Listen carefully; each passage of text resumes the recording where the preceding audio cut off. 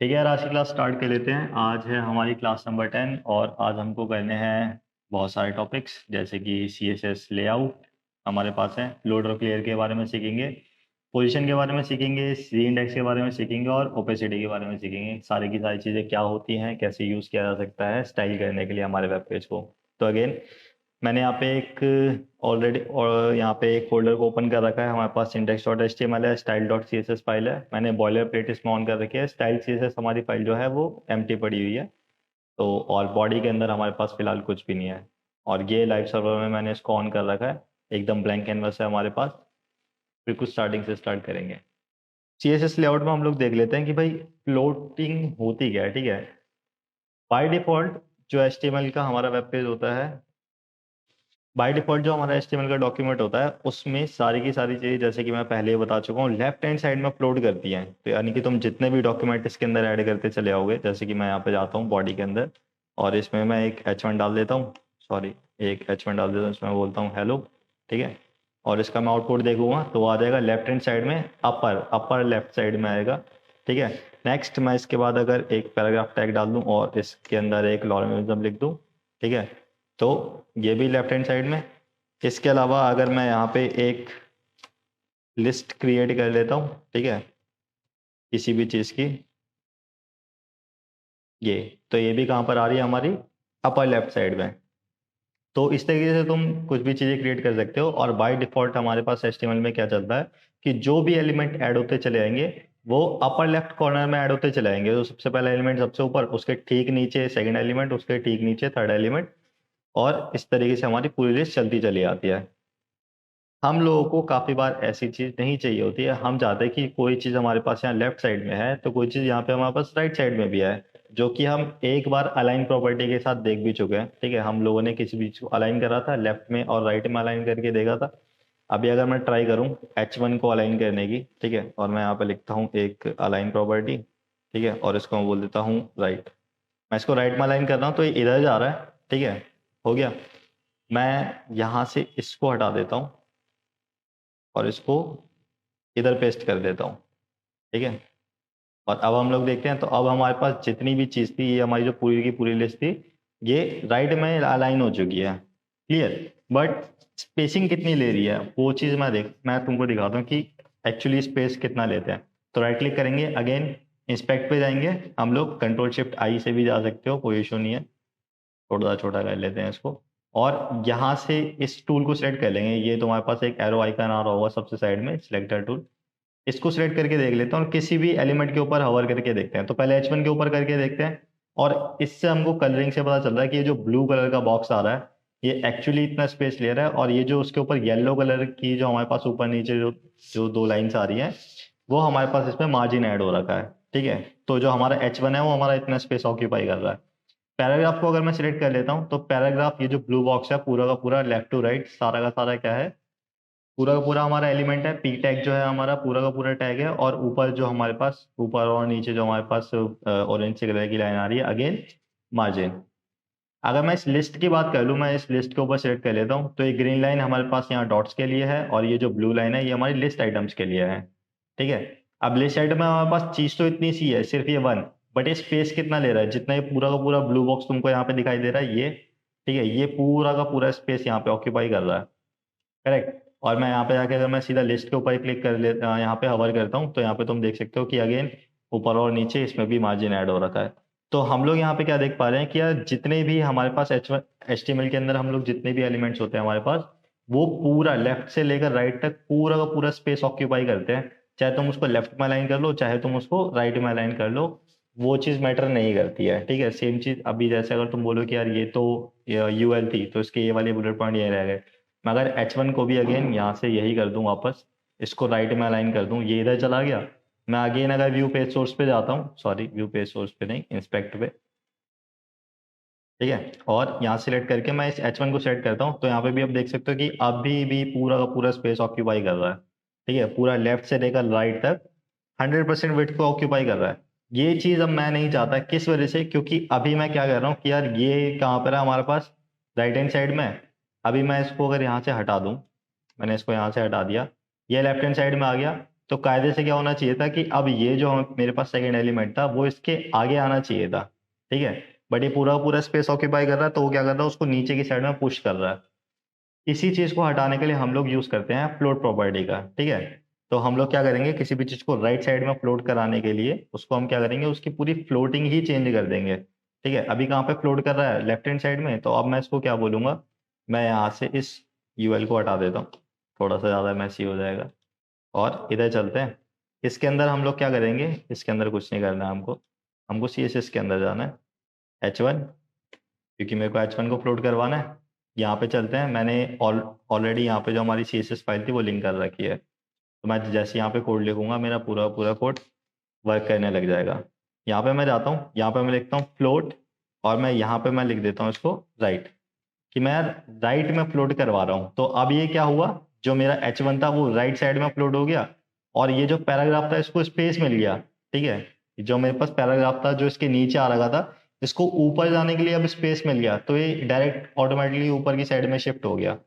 अगर मैं यहाँ पे फिर से इसको इंस्पेक्ट करके दिखाऊं, और अब हम एक बार H1 को चेक करते हैं। अब H1 कितना स्पेस ऑक्यूपाई कर रहा है, जितना एक्चुअली उसको चाहिए सिर्फ उतना ही। मैं चाहूँ तो इसके ऊपर से ये जो ऑरेंज लाइंस आ रही है, यानी ये जो मार्जिन ऐड हो रखा है, इसको भी हटा सकता हूँ, बट वो किसी और क्लास में देखेंगे। अब मैं क्या देख रहा हूँ कि H1 इतना स्पेस ऑक्यूपाई कर रहा है, और पैराग्राफ जो है वो स्टिल वो पूरा का पूरा स्पेस ऑक्यूपाई कर रहा है हमारा। और एक्चुअली क्या कर रहा है, वो हमारे H1 के ऊपर जो हमारे पास अभी टैग था जिसको हमने फ्लोट करवा दिया, उसको ओवरराइड कर रहा है, उसको नेग्लेक्ट कर रहा है वो बिल्कुल ही। तो ये क्या हो गया, हमारे पास अब स्पेसिंग आ गई, इसकी मदद से मैं क्या कर सकता हूँ, लेफ्ट और राइट दोनों साइड में कंटेंट डाल सकता हूँ। क्लियर। और ये सारे के सारे क्या है, हमारे पास अलग अलग डॉक्यूमेंट्स हैं। तो सेम चीज मैं यहाँ पे भी करके दिखा सकता हूँ, ठीक है। हम लोग क्या कर लेते हैं, कुछ इस तरीके का एक बार कोड लिख के देख लेते हैं, जिसमें हम लोग डिवीजन बनाते हैं। हम लोगों ने डिवीजन बनानी सीखी थी, तो हम एक डिव दो डिव बनाते हैं, एक फर्स्ट डिव और एक सेकेंड डिव के नाम से, ठीक है। इसको हटा देता हूँ मैं यहाँ से, और इधर चलते हैं। डिव में थोड़ा सा ना ज़्यादा अच्छे से समझ में आ जाती है चीज़ें। एक शॉर्टकट है, जब भी तुम लोगों को डिव को आईडी या क्लास देनी हो, या किसी भी एलिमेंट को तुमको आईडी या क्लास देनी हो, तो बजाय कि एंगुलर ब्रैकेट डाल के और उसके बाद तुम डिव लिखो, ठीक है, और फिर यहाँ पे जाके उसको क्लास दो, ठीक है। ये सारी की सारी चीज़ें ठीक है, अच्छा रहता है। बट अगर तुमको यही काम बहुत ज़्यादा फास्ट करना है, क्योंकि बहुत बड़े बड़े डॉक्यूमेंट्स होते हैं काम करने के लिए, बहुत सारा कोड लिखना पड़ता है, प्रोसेस थोड़ा सा लंबा हो जाता है। इसको शॉर्ट बनाने के लिए तुम्हें क्या करना है, डिव लिखोगे, जैसे मेरे को डिव टैग यूज करना है तो मैं डिव लिखूंगा। क्लास लगानी है मेरे को तो मैं डॉट का यूज करूंगा। तो यहाँ पर देख सकते हो, इधर ऑटोमेटिकली दिखा रहा है कि मैं अगर एंटर कर दूं तो मेरा कोड किस तरीके से शो होगा। अभी अगर मैं डाल दूंगा तो इस तरीके से शो होगा, क्लास बीच में कुछ भी आएगी नहीं। अगर मैं डॉट की जगह हैश का यूज करूं, सॉरी, अगर मैं हैश का यूज करूं, तो यहाँ पर ऑटोमेटिकली ये पता चल जाएगा इसको कि यार मैं कोई आईडी डालने वाला हूँ। यहाँ पे मेरे को क्लास का यूज करना है, तो यहाँ पर डॉट डालूंगा, और यहाँ पे मैं लिख दूंगा फर्स्ट डिव। तो यहाँ पे देखो सिलेक्शन में क्या दिखा रहा है कि क्या बनेगा, एक डिव टैग बनेगा जिसके अंदर क्लास होगी फर्स्ट डिव के नाम से, और साथ में हमारे पास एक क्लोजिंग टैग भी आ जाएगा। सिर्फ इतना लिखना है तुमने। मैं एंटर करूंगा, मेरे पास पूरा का पूरा कोड आ गया। तो शॉर्ट हैंड बोलते हैं इसको कोडिंग में, और काफ़ी अच्छी रहती है, तुम लोगों को आनी चाहिए जब भी फास्ट कोडिंग करनी हो तो, ठीक है। एफिशिएंसी बहुत ज़रूरी चीज़ है। तो हम यहाँ चलते हैं, और इसके बाद हमने क्या कर रखा है, इसके अंदर सिर्फ एक H1 डाल रखा है, और उसके अंदर हम लोग लिटरली कुछ भी लिख सकते हैं। तो मैं एक H1 डाल देता हूँ इसके अंदर, और इसको मैं लिख देता हूँ div1, ताकि हमको याद रहे कि फर्स्ट डिव है। करेक्ट। ऐसे ही मैंने एक सेकंड डिव बना रखी है जिसके अंदर मैंने एक H1 डाल रखा है जिसका नाम है H2। तो मैं ये वाली डिव कॉपी कर लेता हूँ, ठीक है, और इधर मैं आगे इसको पेस्ट कर लेता हूँ। फर्स्ट की जगह यहाँ पे मैं सेकंड लिख लेता हूँ, और यहाँ पे बोल देता हूँ इसको div2। क्लियर। अब हम लोग यहाँ पे चलते हैं अपनी स्टाइल वाली स्टाइल टैग में चलते हैं हम लोग यहाँ पे, और इधर हम लोगों को कुछ स्पेसिफिक स्टाइल ऐड करने हैं, जैसे कि फर्स्ट डिव और सेकंड डिव।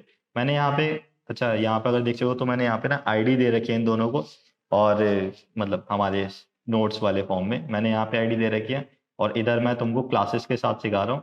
तो मेरे को यहाँ पे डॉट का यूज करना पड़ेगा फर्स्ट डिव के लिए, और इसी को मैंने डुप्लीकेट कर लिया second div. Clear. Styling add कर लेते हैं। कलर दे रखा है मैंने इसको, बैकग्राउंड कलर दे रखा है, तो हम इसको लिटरली कुछ भी कलर दे देते हैं एक बार, ठीक है। तो मैंने इसको कलर दे दिया, और मैं इसको एक बैकग्राउंड कलर दे देता हूँ, ब्लैक कर देते हैं, ठीक है। इसके अलावा मैंने इसको एक विड्थ दे रखी है, ठीक है, और मैं फिलहाल फ्लोट नहीं करवाऊंगा इसको, मैं सिर्फ इसको विड्थ दे के छोड़ दूंगा फिलहाल के लिए।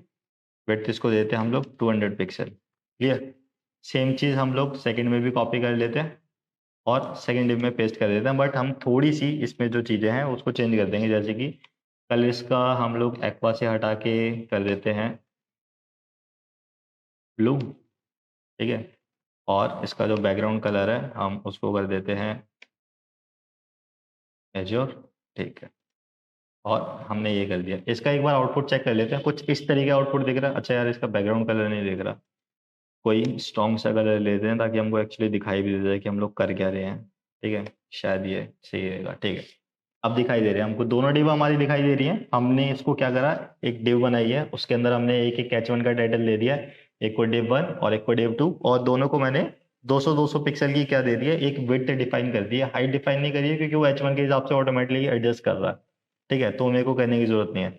अब मैं क्या करूंगा, मैं अपने फर्स्ट वाले पैराग्राफ को राइट में फ्लोट करवा के देखता हूँ कि यार क्या हुआ। अभी क्या हो रहा है, बाय डिफॉल्ट क्या हो रहा है कि वो अपर लेफ्ट कॉर्नर में जा रही है। सारी की सारी चीजें कहाँ पे फ्लोट कर रही हैं, लेफ्ट साइड में फ्लोट कर रही है हमारे वेब पेज के।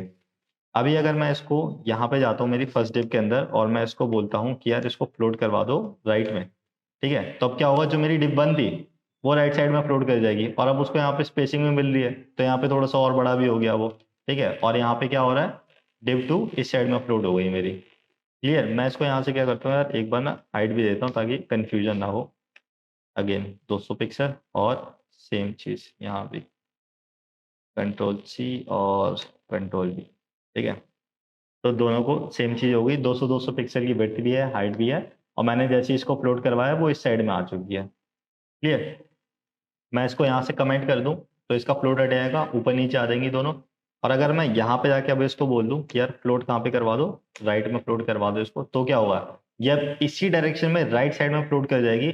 और अब मैं कोई भी कंटेंट डालूंगा ना, तो सोचो, जस्ट इमेजिन करो कि वो वाला कंटेंट कहाँ पर जाएगा, ठीक है। अभी अगर मैं इस div 2 के नीचे, यहाँ पर इस div के नीचे अगर मैं कोई और कंटेंट डाल दूं, जैसे कि मैं एक पैराग्राफ टैग डाल देता हूँ और एक डॉर्मेंटम, तो ये कहाँ पे जाएगा, ऑब्वियसली उसको जहाँ पे स्पेस मिलेगा, यानी कि यहाँ पे।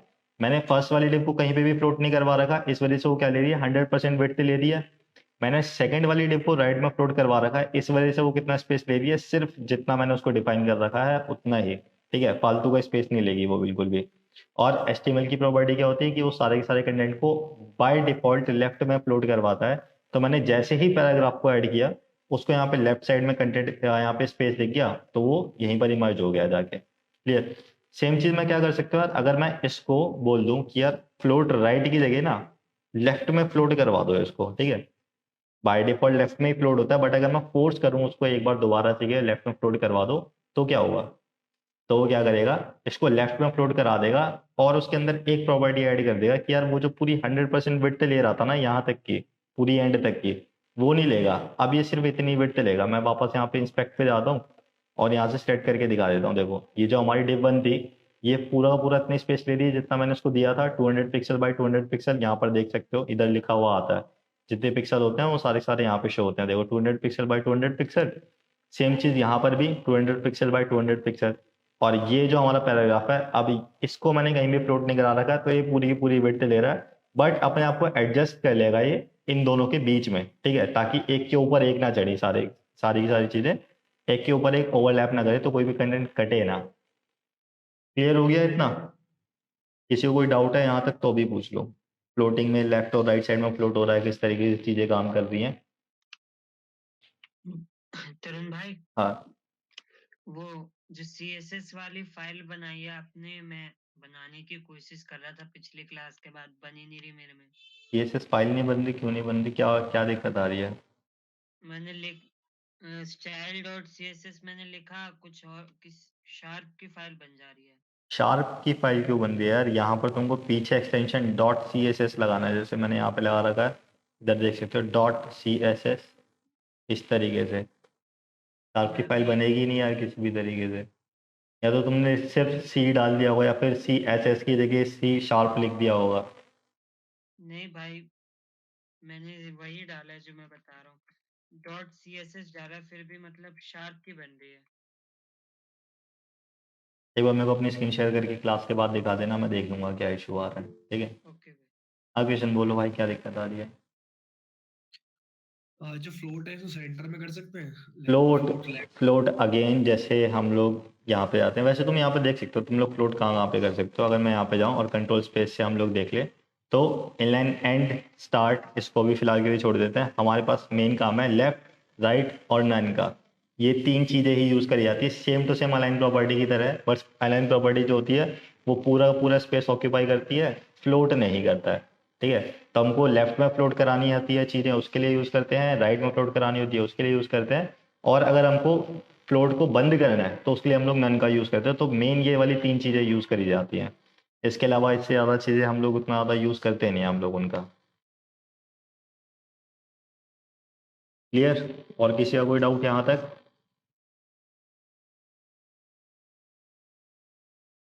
थोड़ा सा प्ले करके देखना है यार फ्लोट प्रॉपर्टी के साथ। लेफ्ट में जा रही है, राइट में जा रही है, कैसी चीज़ों को इधर उधर करना है। ठीक है, और ये वाली चीज़ भी मैं तुमको करा चुका हूँ कि यार अगर हम बीच में कोई एक ऐसा पैराग्राफ कोड कर दें जो कि फ्लोट ना हो रहा हो तो क्या होगा। तो सेम जैसे कि अभी हमने देखा था कि एक डिव यहाँ जाएगी, एक डिव यहाँ जाएगी, और जो पैराग्राफ है वो बीच में अपने आप को एडजस्ट कर लेगा। ठीक है, तो सेम चीज़ यहाँ पर भी वही हो रही है। तो किसी को यहाँ पे स्क्रीनशॉट वगैरह देखने में प्रॉब्लम आ रही हो ना, कि यहाँ पे जैसे कोड लिखा हुआ दिख नहीं रहा है, तो उसके ऊपर क्लिक कर सकते हो, ये फुल स्क्रीन में इमेज हो जाती है और उसके बाद कंप्लीटली लोड हो जाती है, तो तुमको सारी चीज़ें क्लियर दिख जाएंगी। ठीक है, अगर किसी को नोट्स में इस तरीके की दिक्कत आ रही हो तो कर सकते हो ऐसा। सेम चीज़ है। ठीक है, लास्ट प्रॉपर्टी हम लोगों की इस टॉपिक की, आज की क्लास की नहीं, इस टॉपिक की हमारे पास एक प्रॉपर्टी है जिसपे हम लोगों को क्या करना है, हम लोगों को फ्लोट अब क्लियर करना है। किसी चीज़ से हमको फ्लोट को हटाना है। ठीक है, तो मैं क्या करूँगा यार, जैसे हम लोग यहाँ पे चलते हैं। ठीक है, यहाँ पे हम लोग चलते हैं और मैंने अभी क्या करा था, यहाँ पे एक पैराग्राफ क्रिएट करा था, और ये वाला जो पैराग्राफ था वो मेरा बीच में यहाँ पे शिफ्ट हो रहा है। ठीक है, जो मेरा पैराग्राफ है वो यहाँ पर शिफ्ट हो रहा है, अपने आप को यहाँ पे एडजस्ट कर रहा है। मैं क्या करूँगा, इसी पैराग्राफ को एक डिव के अंदर डाल सकता हूँ। ठीक है, मैं क्या करूँगा, इस पैराग्राफ को एक डिव के अंदर डाल दूंगा और इस डिव को मैं एक क्लास दे दूंगा नो फ्लोट के नाम से। ठीक है, तुम लोग लिटरली कुछ भी नाम दे सकते हो, जैसे कि मैं तुमको ऑलरेडी बता चुका हूँ कि फ्लोट को हम लोग सॉरी डिव आईडी या क्लासेस को हम लोग कुछ भी नाम दे सकते हैं।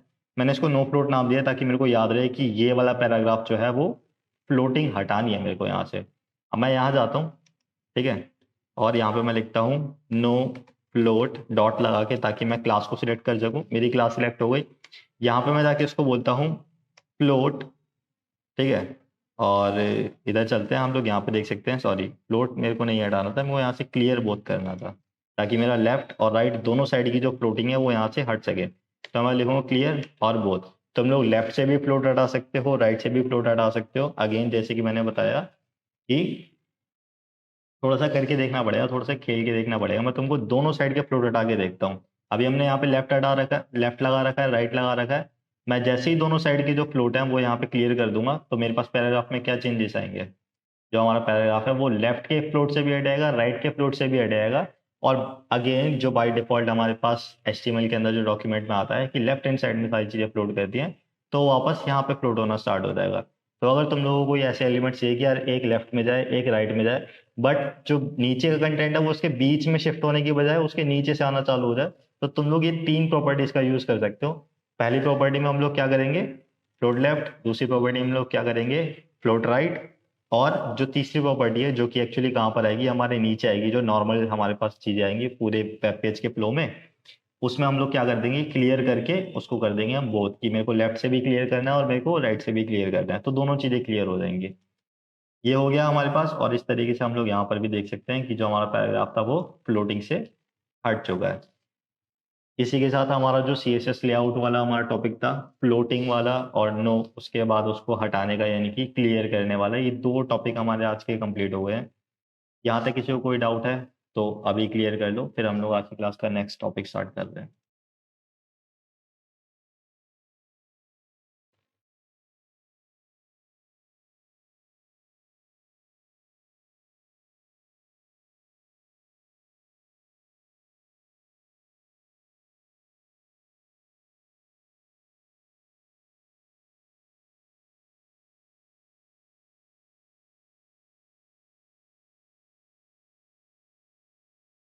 ठीक है, हम अपनी क्लास का आज का सेकंड टॉपिक स्टार्ट कर लेते हैं। CSS प्रॉपर्टीज है हमारे पास, तीन प्रॉपर्टीज मेन है।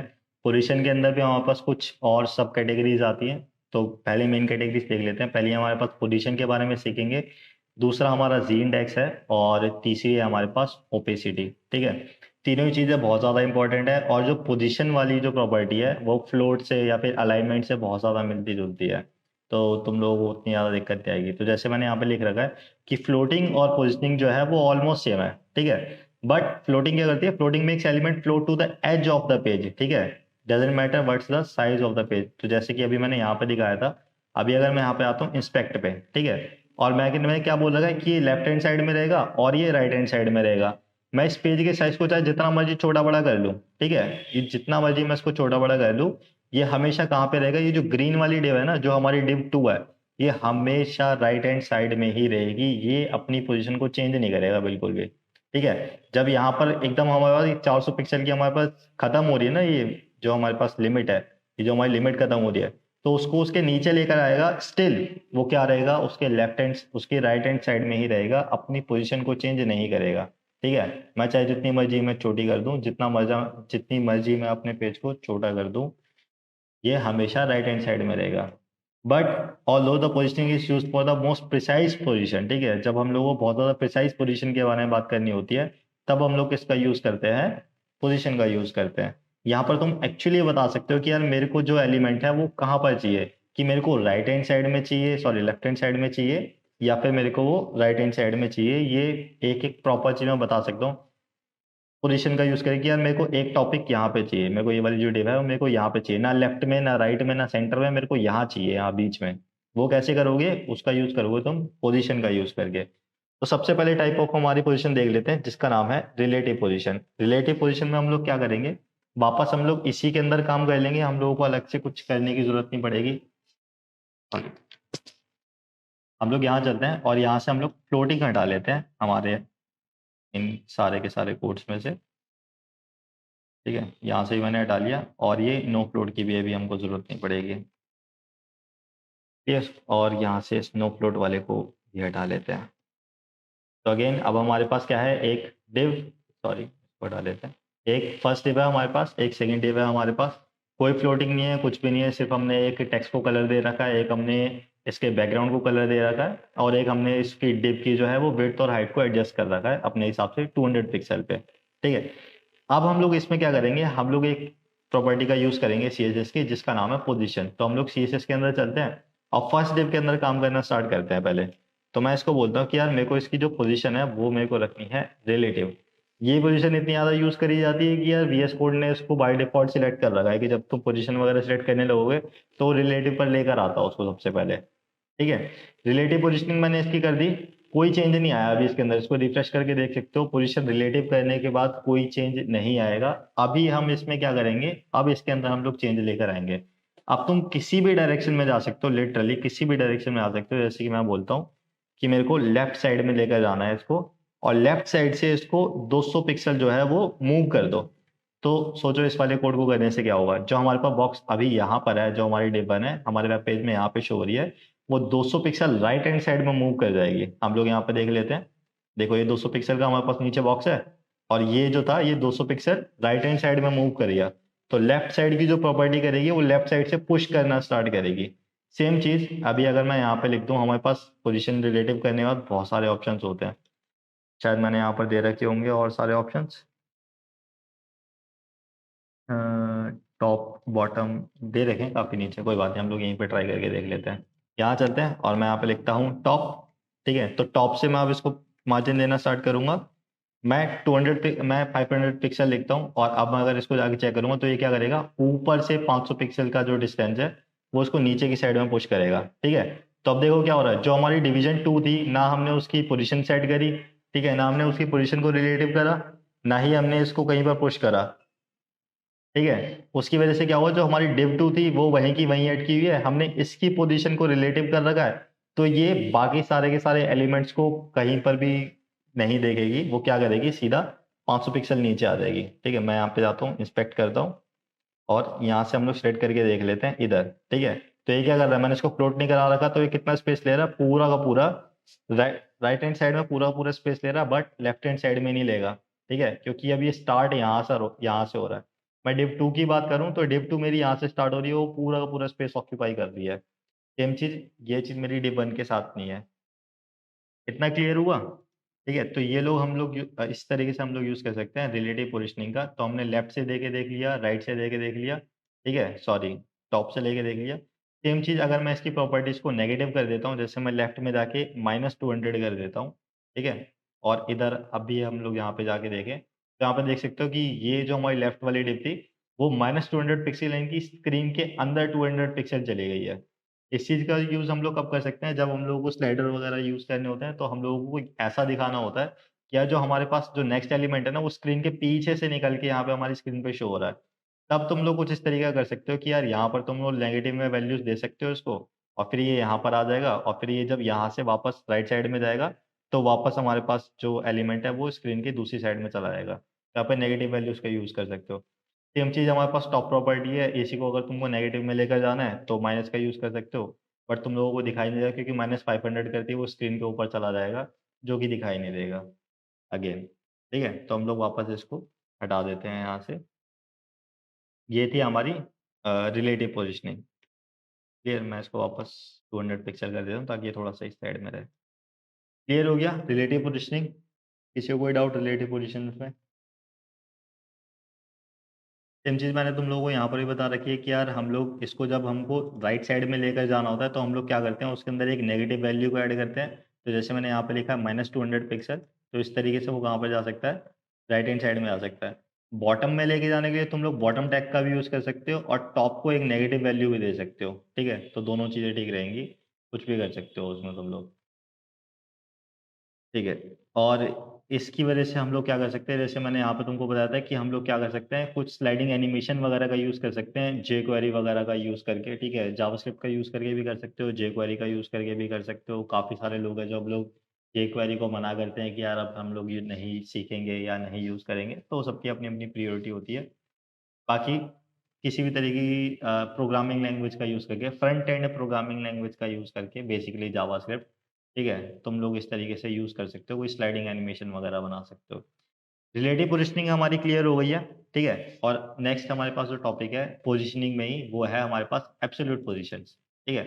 एब्सोल्यूट पोज़ीशंस अब जैसे कि नाम से पता चल रहा है, तो हम लोग उसी में देख लेते हैं, क्या करेगा absolute positioning takes the element places it out of the flow of the page, ठीक है? अभी हमारे पास जितनी भी चीज़ें हैं, अभी मैंने इसको क्या करा था, मैंने इसको रिलेटिव कर रखा है टेबल को, बट स्टिल ये कहाँ पर है? पेज के फ्लो में ही है क्योंकि अभी जो मैं एलिमेंट ऐड करूँगा इसके नीचे, वो कहाँ पर जा रहा है? उसके ठीक नीचे जा रहा है। वो अभी जो पेज है, टॉप टू बॉटम जा रहा है ना पूरे के पूरे पेज का फ्लो और लेफ्ट हैंड साइड में जा रहा है। तो ये सारा का सारा फ्लो इसी पेज में आता है। एब्सोल्यूट पोज़ीशन में जैसे ही इसको बोलूँगा, वो क्या करेगा, वो पूरे के पूरे एलिमेंट को उठाएगा और पेज के फ्लो से उठा के बाहर फेंक देगा, ठीक है? तो पेज ऐसा प्रिटेंड करेगा कि ऐसे वो एलिमेंट यहाँ पर है ही नहीं। मैं पोज़ीशन को रिलेटिव से हटा के एब्सोल्यूट कर देता हूँ।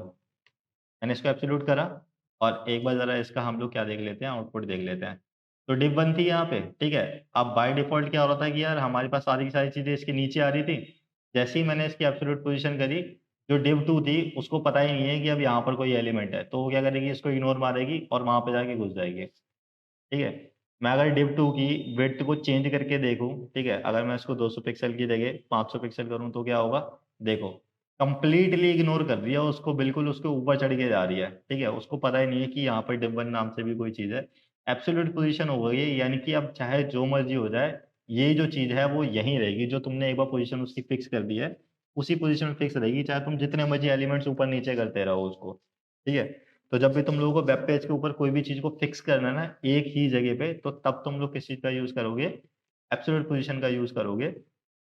और इसी तरीके से तुम लोग यूज़ करके क्या बोल सकते हो कि जैसे अभी तो मैं यहाँ पे पिक्सल में डिफाइन कर रहा हूँ कि यार जो पोज़ीशन है एब्सोल्यूट, हमारे पास पोज़ीशन एब्सोल्यूट है और लेफ्ट हैंड साइड में 200 पिक्सल बोल दिया। तो जैसे अब तुम लोग बोल रहे थे कि यार सेंटर वगैरह में हमको करना है, तो या तो तुम लोगों को पता हो कि यार हमारी स्क्रीन का सेंटर कितने पे आएगा, ठीक है? तो मेरे ख्याल से 500 पिक्सल के आसपास, नहीं नहीं, 700 में, ठीक है?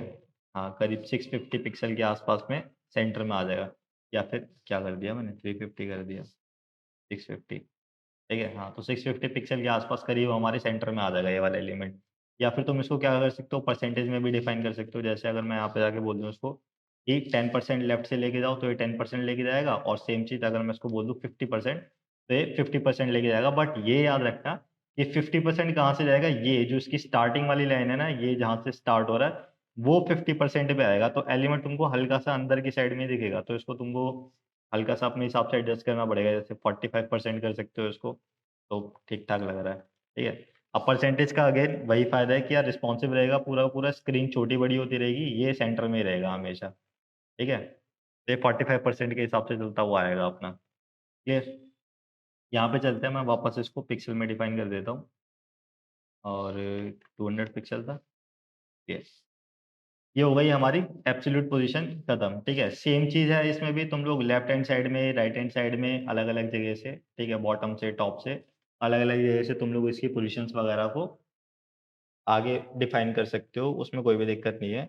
यहाँ पे बता रखा है कि वो क्या कर रहा है, it will be very useful when you want to ignore everything and make an element stick to the top of the web page, ठीक है। तो जब भी तुमको एकदम टॉप पे किसी भी चीज़ को स्टिक करके रखना है या किसी भी पोजीशन पे जहाँ पे तुमने उसको स्टिक करा है, वहाँ पर ये बहुत ज़्यादा काम आएगा। लास्ट है हमारे पास, जो हमारे पे थर्ड टाइप की पोजीशन है, उसको बोलते हैं फिक्स्ड पोजीशन, ठीक है। अगेन जैसा अब इसके नाम से हमको पता चल रहा है कि किसी पोजीशन को फिक्स करने के लिए, ठीक है। काम बिल्कुल सेम है, जैसे एब्सोल्यूट पोजीशन में हम लोग यूज़ कर देते हैं फिक्स पोजीशन को फिक्स करने का, सेम चीज़ यहाँ पर है। बहुत माइनर सा डिफरेंस है, क्या चीज़ है? The difference is that it fixes the element at the specific position, ठीक है। और ये बहुत ज़्यादा हैंडी आता है, जब तुम लोग क्या कहते हैं नेविगेशन बार वगैरह बना रहे होते हो। एक्चुअली अमेज़न इसको अपनी वेबसाइट पे यूज़ करता भी है, तो जैसे हम लोग अमेज़न को ऑन करते हैं, तो कुछ इस तरीके से हमारी जो वेबसाइट है वो अमेज़न की दिखाई देती है। मैं जैसे इसको स्क्रॉल करता हूँ, तो ये देख रहे हो, ये ऊपर का जो नेविगेशन बार है, मैं जितना मर्ज़ी स्क्रॉल कर लूँ वो वहीं का वहीं रहेगा, ठीक है? इसको बोलते हैं फिक्स्ड पोज़ीशन करना किसी भी चीज़ की। यहाँ से इसको क्रॉस कर लेते हैं और आगे देख लेते हैं कि हम लोग एक्चुअली फिक्स्ड पोज़ीशन को चेक कैसे कर सकते हैं। मैं यहाँ जाता हूँ 1 सेकंड, ठीक है, आगे कंटिन्यू करते हैं। पोज़ीशन हमने रिलेटिव पोज़ीशन देख लिया हमने, एब्सोल्यूट पोज़ीशन देख लिया। नेक्स्ट है हमारे पास फिक्स्ड, तो मैं फिक्स्ड पोज़ीशन इसकी कर लेता हूँ। अगेन कोई चेंज नहीं आएगा, एज़ इट इज़ रहेगा, ठीक है? रिफ्रेश भी करके देख सकते हो, कोई भी चेंज नहीं है। फ़र्क कितना है, अभी मैं अगर इसको स्क्रॉल भी कर रहा हूँ, तो हमारे वेब पेज के पास ज़्यादा कंटेंट नहीं है, तो मैं चाहे इसको जितना मर्ज़ी स्क्रॉल करता हूँ, कोई फ़र्क नहीं पड़ेगा। इसके लिए मैं क्या कर लेता हूँ यार, मैं यहाँ पे डिव टैग में जाता हूँ और मेरे ख़्याल से मैं h1 को ही डुप्लिकेट कर लेता हूँ। ये फर्स्ट वाले को मैंने अपलोड करवा रखा है, तो डिव 2 में, हाँ। मैं इसी को डुप्लिकेट कर लेता हूँ मल्टीपल टाइम्स, ताकि हमारे पास एक काफ़ी बड़ा-सा वेब पेज आ जाए, ठीक है? आई थिंक इतना बहुत है। और यहाँ से मैं एक काम कर लेता हूँ कि इसकी हाइट कमेंट कर देता हूँ, ताकि ये पूरा का पूरा ग्रीन हो जाए। अब हम इसको स्क्रॉल करके देखते हैं, इस स्क्रॉल बार पे ध्यान देना, ये जो हमारे मेरे राइट साइड में दिखा रहा है, ताकि तुम लोगों को एक्चुअली पता चले कि हम लोग कुछ स्क्रॉल कर रहे हैं। तो मैं अब जब इसको यहाँ से स्क्रॉल करना स्टार्ट करूँगा, जो मेरी पोज़ीशन है इस चीज़ की, वो यहाँ पर फिक्स रहेगी, ठीक है? मैं चाहे जितना मर्ज़ी स्क्रॉल कर लूँ, ये पूरा का पूरा एलिमेंट मैंने जिस पोज़ीशन पे इसको सेट कर दिया है, इसी पोज़ीशन पे सेट रहेगा। अगेन मैं इसको कहीं भी ले जाके फेंक सकता हूँ। मैं इसको लेफ्ट हैंड साइड में लेके जा सकता हूँ, राइट हैंड साइड में लेके जा सकता हूँ, टॉप पे लेके जा सकता हूँ, बॉटम में लेके जा सकता हूँ, बट मैं जहाँ भी लेके जाऊँगा और मैंने इसकी पोज़ीशन जब कर दी है फिक्स्ड, जैसे ही मैं इसकी पोज़ीशन को कर दूँगा फिक्स्ड, तो यहाँ पे फिक्स हो जाएगा बिल्कुल ही, ठीक है? एब्सोल्यूट पोज़ीशन में क्या होता है, एलिमेंट उसको सिर्फ़ आगे इग्नोर कर रहा था कि यार वो चीज़ मेरे पास है नहीं। अब यहाँ पर क्या होगा कि ये स्टिक हो जाएगा वहीं पर ही हमारे वेब पेज पे, चाहे मैं जितना मर्ज़ी स्क्रॉल कर लूँ। तो जैसे मैंने अभी दिखाया था अमेज़न में हम लोग नेविगेशन बार पे यूज़ करते हैं, सेम चीज़ हम लोग एक नेविगेशन बार बनाने के लिए इस टाइप का हम लोग फिक्स्ड पोज़ीशनिंग का यूज़ कर सकते हैं। क्लियर हो गई तीनों टाइप की पोज़ीशंस? किसी को कोई यहाँ तक कोई डाउट तो अभी पूछ सकते हो, वरना हम लोग अपने नेक्स्ट के 2-3 टॉपिक और जो रह गए हैं वो कंप्लीट करेंगे। 2 टॉपिक और रह गए हैं बस आज की क्लास के। कोई डाउट यहाँ तक तीनों पोज़ीशन में किसी को भी?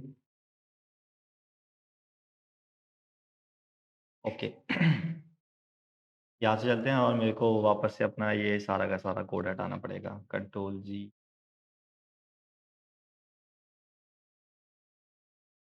ठीक है, आई थिंक हाँ, बहुत है। वापस चलते हैं यहाँ पे और इसकी हाइट वापस ले आते हैं, ताकि हम लोगों को एक्चुअली दिखाई दे, और यहाँ से पोज़ीशनिंग हटा लेते हैं फिलहाल इसकी। यस। इसकी विड्थ इतनी ज़्यादा क्यों है? अच्छा मैंने 500 कर दी थी, वापस 200। Okay, next. नेक्स्ट प्रॉपर्टी है हमारी आज की जी इंडेक्स के नाम से। जी इंडेक्स का यूज़ करा जाता है किसी भी चीज़ को, जब भी हमारे पास 2 एलिमेंट्स हैं, जैसे कि अभी हमने देखा था यहाँ पर, ठीक है? कि हमारे पास जो एलिमेंट्स थे वो एक के ऊपर एक आ रहे थे। मैं वापस अगर इसको यहाँ से ले आता हूँ, ठीक है, और इसको ये कर देते हैं, वापस यहाँ पे ले आते हैं। अभी हम यहाँ पर क्या देख पा रहे हैं कि जो div 1 है वो div 2 के ऊपर आ रहा है, ठीक है, जो div 1 है वो कहाँ पर आ रहा है, div 2 के ऊपर आ रहा है।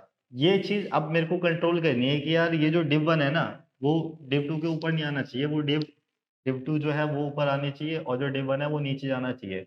अब इस चीज का हम लोग एक्चुअली प्रैक्टिकल लाइफ में कहाँ पर यूज कर सकते हैं, यार तुम लोगों ने काफी जगह पे देखा होगा कि जैसे अब तुम जैसे यहीं पर ही देख लो कि यार ये वाला मैंने कोड लिख रखा है, अब ये पीछे हमारे पास एक बैकग्राउंड है और उसके ऊपर टेक्स्ट लिखा हुआ है कुछ भी, तो यहाँ पे क्या यूज हो रहा है, यहाँ पे Z-इंडेक्स का यूज हो रहा है, ठीक है, कि कोई चीज कौन सी चीज पहले शो होगी, कौन सी चीज बाद में शो होगी।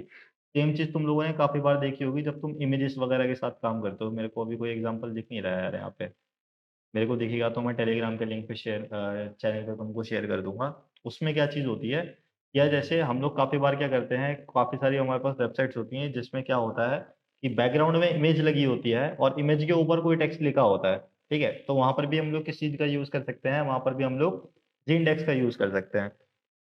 जी-इंडेक्स किस तरीके से काम करेगा, अब मैं यहाँ पे जाता हूँ और जैसे कि अभी हम लोग यहाँ पर क्या देख पा रहे थे कि जो div 2 है वो क्या कर पा रही है, वो div 2 जो है वो पीछे है और जो div 1 है वो आगे है।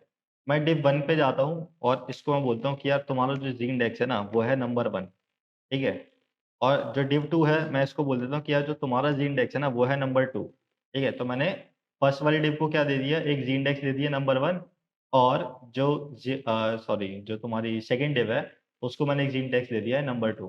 मैं यहाँ पे जाता हूँ, इसको रिफ्रेश करके देख लेते हैं और अभी यहाँ पर कोई भी हमारे पास क्या है, डिफरेंस नहीं दिख पाया हमको, ठीक है, किस वजह से, वो भी अभी हम लोग देख लेते हैं। यहाँ से हम लोग चलते हैं और पोजीशन फिक्स्ड की जगह वापस इसको कर लेते हैं हम लोग रिलेटिव, ठीक है, तो ये हमने रिलेटिव कर लिया है और मेरे को थोड़ा-सा ना बस इसको ऊपर-नीचे करना पड़ेगा ताकि ये ओवरलैप करें एक-दूसरे में, ठीक है? वापस देख लेते हैं फटाफट यहीं से, या एक काम कर लेते हैं, इसी कोड को कॉपी कर लेते हैं पूरा का पूरा और यहाँ पे एज़ इट इज़ पेस्ट मार देते हैं, ठीक है? ताकि एक्चुअली दिखाई दे। div 1 div 2 और बैकग्राउंड कलर काम नहीं कर रहे हैं इसके, अच्छा मैंने क्योंकि क्लासेस यूज़ कर रखी हैं यहाँ पे, अब काम करेगा, ठीक है? आ गया।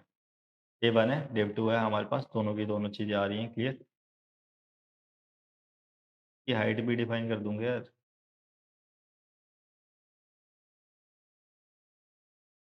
हाइट और इसकी भी हाइट। अच्छा अभी भी मैंने यार कोड कॉपी पेस्ट मारा है हमारी वेबसाइट से, तो ज़्यादा कंफ्यूज मत होना, सिंपल उसको एक कलर दे रखा है, एक बैकग्राउंड कलर दे रखा है, विड्थ है, हाइट है, पोजीशन रिलेटिव पे सेट कर रखी है, टॉप से 150 पिक्सल का उसको मैंने डिफरेंस दे रखा है और जी इंडेक्स इसको 1 दे रखा है। सेम चीज़ सेकंड वेव में हमने उसको एक कलर दे रखा है, बैकग्राउंड कलर दे रखा है, विड्थ है, हाइट है, टॉप से हमने उसको 30 पिक्सल बोल रखा है, ठीक है? जो यहाँ पर तुम लोग देख पा रहे होगे, थोड़ा-सा ज़ूम करके दिखाना पड़ेगा मेरे को क्योंकि ओवरलैप कर रहे हैं एक-दूसरे को। ठीक है? और साथ में हमारे पास क्या है, एक पोज़ीशन है, रिलेटिव अगेन, और ज़िंडेक्स के नाम से मैंने इसको क्या दे रखा है, एक एक और काम कर लेता हूँ यार मैं इसमें जाके ना, ताकि थोड़ा-सा और क्लियर दिखाई दे। देख लेते हैं इसमें कितनी दे रखी है, टॉप 150 और टॉप 130।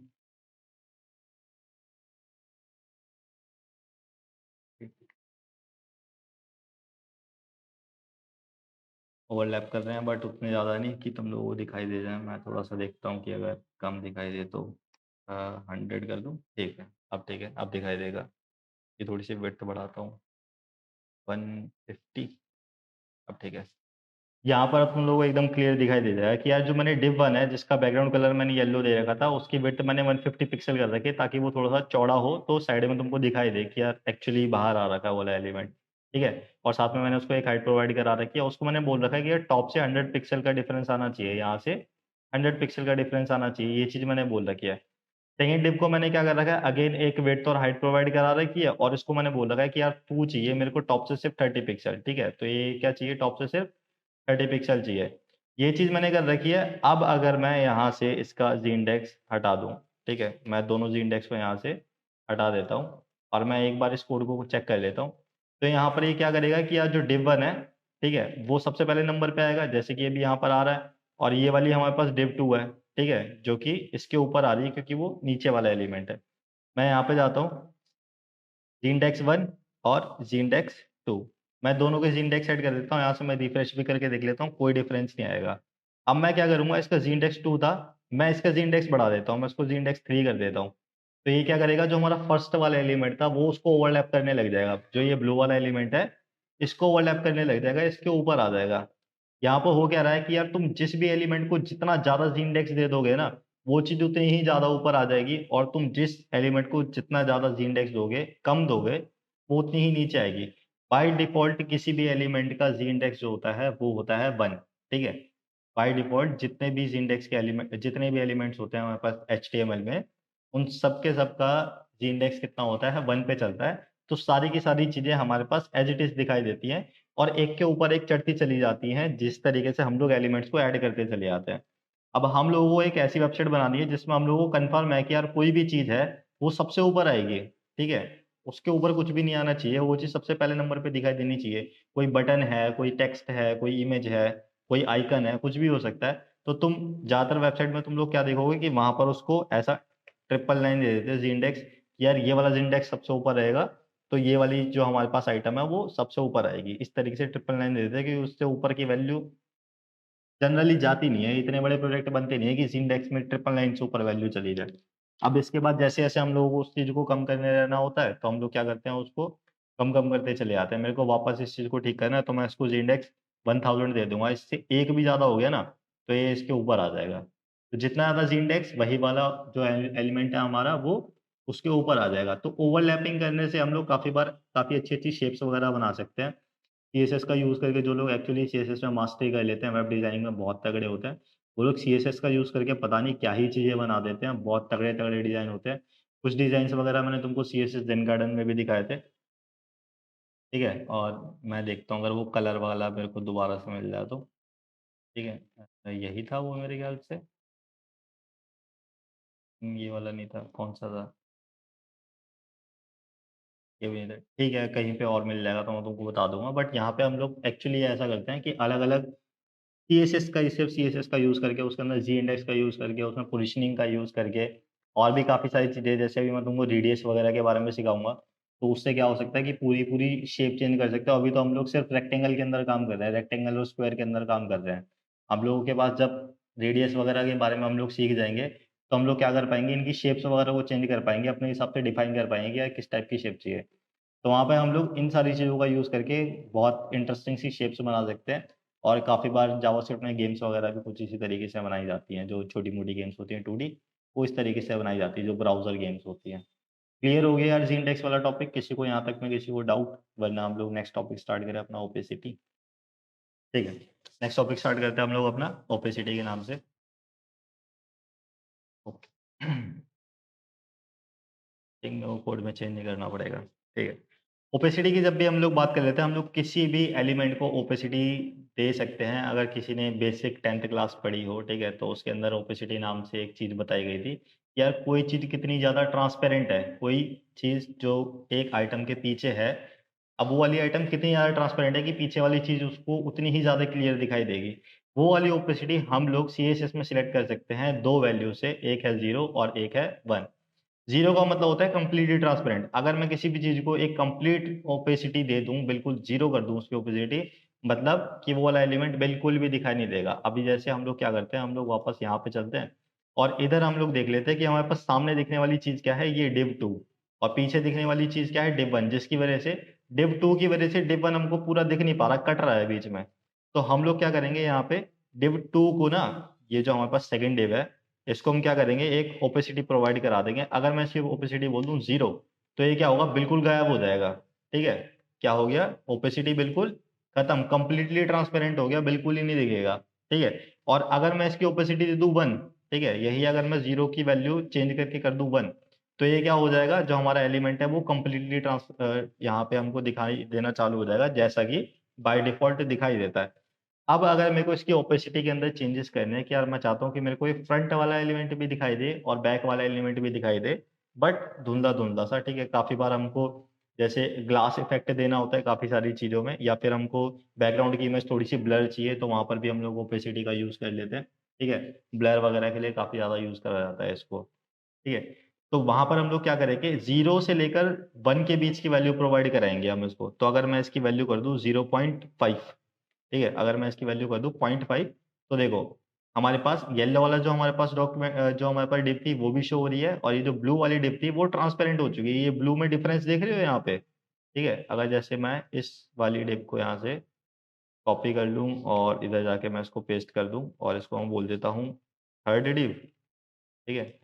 और सेम मैं इस पूरे स्टाइल को कॉपी कर लेता हूँ ताकि यार चीज़ें ना सेम रहें, ठीक है? और इसको मैं बोल देता हूँ थर्ड डिप, और इससे ओपेसिटी हटा देता हूँ मैं पूरी की पूरी। मैंने यहाँ से ओपेसिटी हटा दी है और इसको हम कर लेते हैं div 3, ठीक है? और रिफ्रेश, ताकि हमको एक्चुअली दिखाई दे क्या चल रहा है, ठीक है? तो ये हमारे पास प्रॉपर जो ओपेसिटी 1 की वैल्यू के साथ जो हमको कलर दिखाई देता है वो ये दिखाई देता है, और ये है ओपेसिटी 0.5 की भी के साथ हमको जो कलर दिखाई देता है। सेम चीज़ मैं इस प्रॉपर्टी को यहाँ से जाके इसको कम या ज़्यादा कर सकता हूँ। अगर मैं इसको कर दूँ 0.8, तो ये ओपेसिटी और ज़्यादा डार्क हो जाएगी। अभी भी हमको पीछे दिख रहा है, जो येलो वाला कलर है वो दिखाई दे रहा है, बट ब्लू कलर बहुत ज़्यादा स्ट्रॉन्ग है, इस वजह से थोड़ा कम दिखाई दे रहा है। सेम चीज़ अगर मैं इसकी ओपेसिटी 0.2 कर दूँ, तो क्या हो जाएगा, हमको अब आगे वाला जो हमारा बॉक्स था, जो ब्लू वाला बॉक्स था हमारा, वो दिखना बिल्कुल ही बंद हो जाएगा, बहुत लाइट दिखाई देगा, और जो पीछे हमारे पास जो येलो वाला बॉक्स था, वो और ज़्यादा दिखाई देना चालू हो जाएगा। तो इससे यार बहुत ज़्यादा क्रिएटिव बन सकते हो तुम लोग, बहुत सारी चीज़ों का यूज़ कर सकते हो, ओपेसिटी का यूज़ करके, और सेम मैंने यहाँ पे तुमको बता रखा है कि 0 से लेकर 1 तक की किसी भी वैल्यू को यूज़ करके तुम लोग अलग-अलग ओपेसिटी उस चीज़ के अंदर अप्लाई करके देख सकते हो। ठीक है? क्लियर हो गया यार इतना? आज की क्लास के हमारे बस इतने ही टॉपिक्स थे। किसी को आज की पूरी क्लास में कोई भी डाउट हो तो पूछ लो यार। इसके बाद एक छोटा-सा होमवर्क है, थोड़ा-सा ट्राई करके देखना उसको। मैंने नोट्स के अंदर भी लिख रखा है। ठीक है? किसी को कोई डाउट वगैरह नहीं है तो यार एक छोटा-सा तुम्हारे पास बस होमवर्क यही है कि एक नेविगेशन बार बना के देखना, चाहो तो अमेज़न का नेविगेशन बार ही ट्राई करके देख लो एक बार, ठीक है? एक छोटा-सा, कंप्लीट तो नहीं बना पाओगे खैर अभी, बट ये वाला ट्राई करके देखना। ये जैसे जो ये सबसे ऊपर हमारे पास शो करता है, ये जो स्टिकी है हमारे पास, इसको बना के ट्राई करके देखना। यहाँ पे इमेजेस वगैरह लग जाएँगी जैसे, ठीक है? अलग-अलग पोज़ीशन सेट कर सकते हो इनकी, और फिक्स्ड पोज़ीशन सेट करके ये जो वाला जो तुम्हारा पूरा-पूरा नेविगेशन बार है, वो यहाँ पे पूरा का पूरा सेट भी हो जाएगा, ठीक है? ये जो हमारा टेक्स्ट वाला इनपुट फ़ील्ड है, ये किस तरीके से आएगी, ये अपने आप फ़िगर आउट करके देखना, वरना एज़ इट इज़ इसकी इमेज भी लगा सकते हो, उसमें भी मेरे को फ़िलहाल के लिए कोई इश्यू नहीं है। ड्रॉप डाउन मेन्यू वगैरह मैंने तुमको बनाने सिखा रखे हैं, एचटीएमएल में किस तरीके से बनाते हैं, और ये सारे के सारे क्या हैं, लिंक्स हैं। ज़ी-इंडेक्स एक बार ओवरव्यू देना। यार ज़ी-इंडेक्स में हमारे पास कुछ भी नहीं है, सिंपल है हमारे पास ज़ी-इंडेक्स बिल्कुल ही। जैसे कि मैंने यहाँ पे बताया था कि किसी भी एलिमेंट को हम लोग एक ज़ी-इंडेक्स की वैल्यू प्रोवाइड करा सकते हैं, ठीक है? और ज़ी-इंडेक्स में हमारे पास क्या चीज़ है कि यार बाय डिफ़ॉल्ट है ना, हर एलिमेंट की जो ज़ी-इंडेक्स वैल्यू है वो 1 रहती है। जिस एलिमेंट की जितनी ज़्यादा ज़ी-इंडेक्स वैल्यू होगी, वो वाला एलिमेंट ऊपर शो होगा, और जिस एलिमेंट की जितनी कम ज़ी-इंडेक्स वैल्यू होगी, वो उतना पीछे-पीछे वेबसाइट में जाता चला जाएगा। जैसे कि हमने यहाँ पर करके देखा था। यहाँ पर हमारे पास क्या था, जो div 2 था वो ऊपर आ रहा था। हम लोग इसकी div 1 की वैल्यू जो थी, हम उसको बढ़ा के देख सकते हैं ज़ी-इंडेक्स से। हम लोग जैसे यहाँ पर जाते हैं, ज़ी-इंडेक्स की वैल्यू अगर मैं यहाँ से 999 कर रखी है मैंने, और यहाँ पे मैंने 1000 कर रखी है। अगर मैं इसको 9999 कर दूँ, तो यहाँ पर क्या होगा, जो हमारा येलो वाला बॉक्स है, वो ऊपर की साइड में आ जाएगा। जितना ज़्यादा ज़ी-इंडेक्स, उतना ही ऊपर वो वाला एलिमेंट आएगा। बस इतना ही था। और कोई डाउट किसी का? ठीक है यार, अगर क्लासेस ठीक है, अगर तुमको डाउट वगैरह बिल्कुल क्लियर हो गए हो, तो यार याद से, बिल्कुल याद से, ये एक नेविगेशन बार बना के ज़रूर देखना, क्योंकि जब हम लोग फाइनल सीएसएस का प्रोजेक्ट बना रहे होंगे, तब ये बहुत काम आने वाला है तुम्हारे। अगर अभी नहीं सीख पाओगे, तो आगे जाके बहुत ज़्यादा दिक्कत आएगी। सारी की सारी प्रॉपर्टीज़ अभी तक हमने जितनी भी करी हैं, वो सारी की सारी इसके अंदर यूज़ होने वाली हैं। एचटीएमएल की भी, तुम्हारी सीएसएस के भी, मतलब सारी तो नहीं, बट मोस्टली काफ़ी हद तक होने वाली है। तो तुम्हारी एक प्रैक्टिस हो जाएगी एचटीएमएल की भी, और साथ में ही सीएसएस की। भाई हाँ, अब बता दो सीएसएस वाला। सीएसएस वाला बता देता हूँ यार मैं अभी थोड़ी देर में। आज की क्लास में बस इतना ही था, और जो भी नोट्स वगैरह हैं यार, वो तुमको डिस्क्रिप्शन में मिल जाएँगे। और मेरे को एक चीज़ बस और बतानी थी कि आप यूट्यूब वीडियोज़ में साथ में तुम लोगों को टाइम स्टैम्प वगैरह मिल जाती हैं। तुम लोगों को अलग एक स्पेसिफ़िक कोई टॉपिक देखना हो, तो तुमको पूरी-पूरी वीडियो पे जंप करके नहीं जाना पड़ेगा कि यार एक-एक बार सेलेक्ट कर के देख रहे हो कि क्या चल रहा है। तो जैसे अगर मैं यहाँ पे आता हूँ, जो मैंने लेटेस्ट लेटेस्ट वीडियो डाली थी, उसमें टाइम स्टैम्प देख सकते हो कुछ इस तरीके से। यहाँ पर ये चैप्टर्स वगैरह हैं हमारे पास, इस पे क्लिक करोगे तो यहाँ पे देख सकते हो जैसे ये डिव टैग का है, डायरेक्ट डिव टैग पे जंप हो जाएगा और कलर्स सेक्शन में देखना है तो डायरेक्ट कलर्स के ऊपर स्किप हो जाएगा। तो पूरा नहीं देखना पड़ेगा तुम लोगों को, सिंपल तुम्हारी ईज़ी बनाने के लिए जर्नी, ठीक है? ये चीज़ थी। नेक्स्ट हम लोग मिलेंगे अब मंडे, ठीक है? तब तक के लिए क्लास टर्मिनेटेड।